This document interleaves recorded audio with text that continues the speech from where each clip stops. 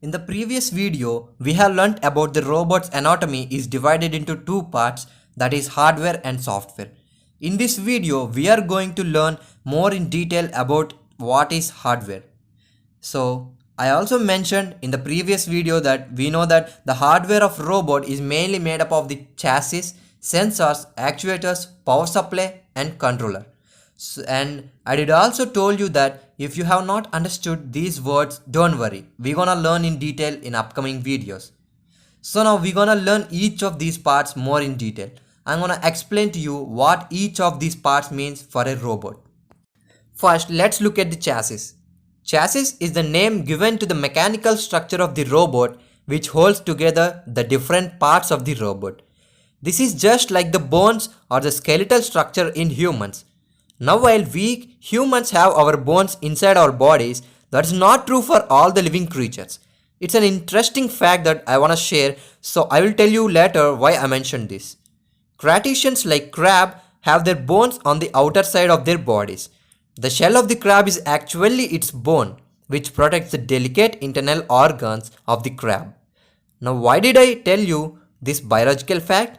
Well, here it is. Most of the robots do have the delicate internal mechanisms which require the chassis to be on the outside. Robot chassis is mainly decided based on the shape the robot must have to work properly to perform its tasks that we humans wanted to do. Let's look at the second part of the hardware, and these are what we're gonna look at now are the sensors.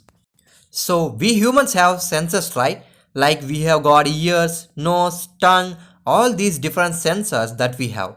We in fact have 5 sensors. I'm not going to all 5. Then I hope you know all the 5 sensors what we have. You know, right? Interestingly, humans have just 5 sensors, but robots can have thousands of sensors. Yes, that's true. Humans we have just 5 sensors, and then we talk about the 6th sense, and also we have a movie named 7th sense, right? It's a big deal. But robots, forget about the 6th sense. Robot can have, yes, thousands of sensors, and all these sensors which are provided to the robot are using the sensors. We can connect sensors to our robots. So what are the sensors? Robots can have sensors like proximity sensor to detect how far an object is, and a light detection sensor to detect how much light is around it, and a temperature sensor to measure the temperature in its surrounding. And all these sensors that I mentioned here, they are also included as part of these videos. So you will learn later on how to integrate the sensors like proximity sensor, light sensor, temperature sensor with your robotics. You are going to be learning how to provide these sensors to your robots. And these are just a few of them. And there are so many sensors even available. You can have a smoke sensor to check whether there is any smoke around your robot or not. And you can also have a gas detection sensor to detect leakage of gas in your house. So there are so many sensors now available in the market. Now the third part. We humans have muscles to move the different parts of our body. What do robots have for this? Robots use something called as the actuators to move around. These actuators come in different sizes and shapes and also in different forms. There are even actuators available which mimic the action of the human muscle tissues. But the most commonly used actuators for robots are the motors.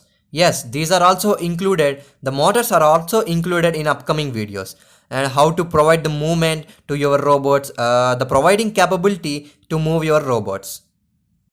The next part that you're gonna look at is the part about food. We humans use the energy to move around, to play games or even study or any of the tasks we do, even to build a robot. Anything that we do, we require energy. And this energy comes to us from where? Yeah, exactly, from food. But robots on the other hand, robots move around a lot, right? They do so much work, right? They do not have mouths or even the digestive system to get energy from food. So how are they able to move around? From where they are gonna get the energy? Well, robots get this energy from power supply, from electricity. Different robots use different levels of forms of power supply to drive the energy. Some of them use batteries while some of others can use power adapters or the solar panels. And now we are looking at the last part of the hardware. This is the most important and critical part. Now, we looked at the bone structure, the skeletal structure of the robot, we looked at the sensors and the muscles. But there is something with our humans which is one of the main thing which differ the humans, that is nothing but a brain. Now, what gives a robot its brain? We also spoke that robots have the power of decision making. From where it's going to get that brain? That's what we are going to look at now. The brain of the robot, or the part which gives intelligence, is done by a microcontroller.